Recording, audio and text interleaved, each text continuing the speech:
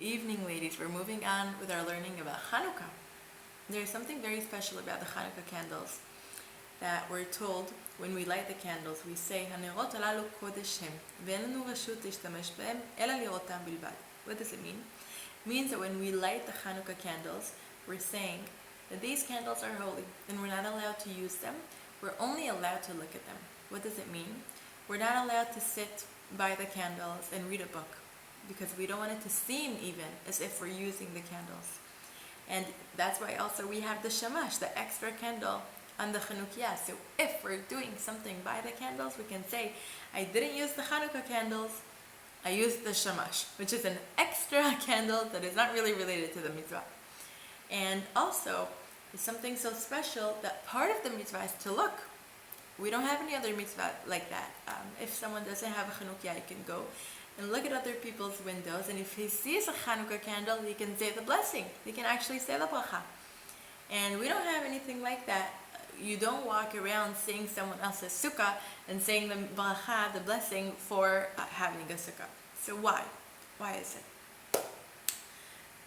So there's something very special that we say, no mitzvah v'torah o, which means when you do a mitzvah, it's like you're lighting a candle. You have a small burning flame. But when you learn Torah, the Torah itself, it's a light.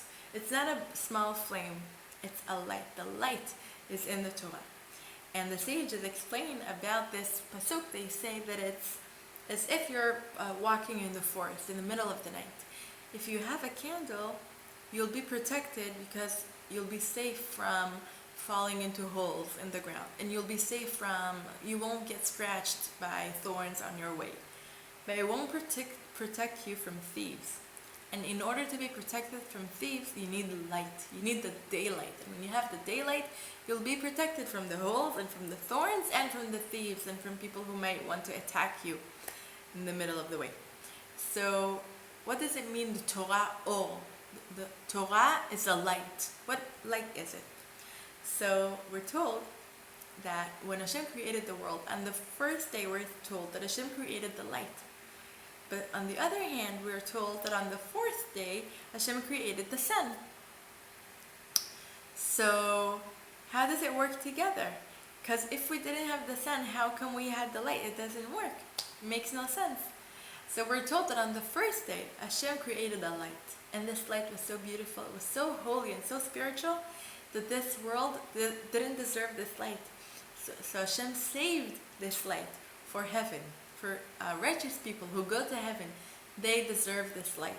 And for after the Mashiach comes, we'll also have this light. And it's called the hidden light, Or HaGanuz. And this hidden light, Hashem put in the Torah. So if we learn Torah, this is our way to absorb this light into our soul.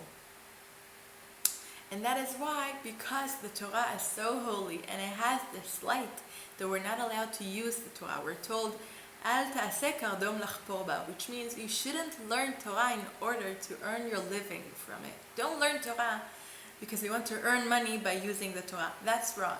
Learn Torah because you want to learn Torah. Learn Torah because you love it, because you want to connect to Hashem on the highest possible level. Don't do it because you want to earn money by it. And on the same way, we have the Chanukah candles. They're holy.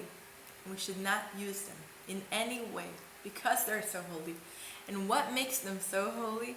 It's this holy hidden light that Hashem hid in heaven for the righteous people for when they go to heaven, and for after Mashiach comes, and for the Torah, and for the Chanukah candles. In these Chanukah candles, we have this holy, holy spiritual light.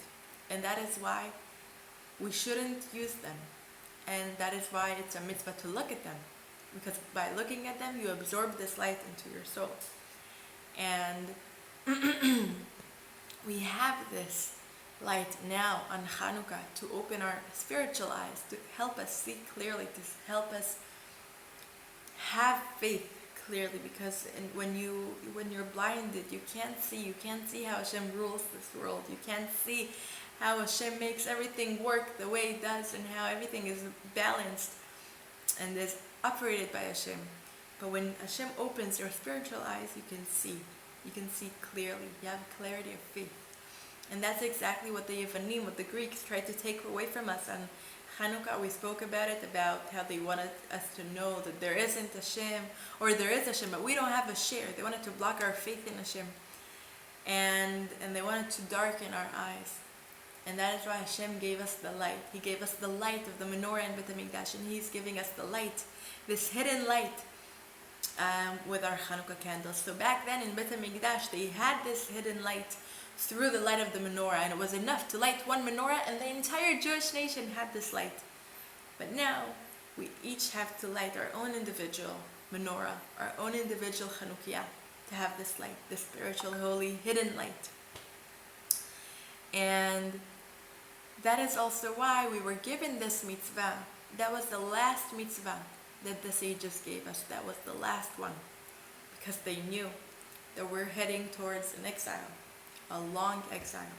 And in order to survive this exile, in order to not be broken during this exile, we will need this clarity of faith. We will need to know that there is Hashem, and that there is a purpose to our lives, and that Hashem loves us. So while they wanted to darken our eyes, Hashem gave us this light of the Chanukah to open our eyes, our spiritual eyes, to give us clarity of faith. So we will follow Him, so we will have the strength to endure this very long exile. Thank you so much for joining me again. Have a good evening, and we'll learn again tomorrow. Bye.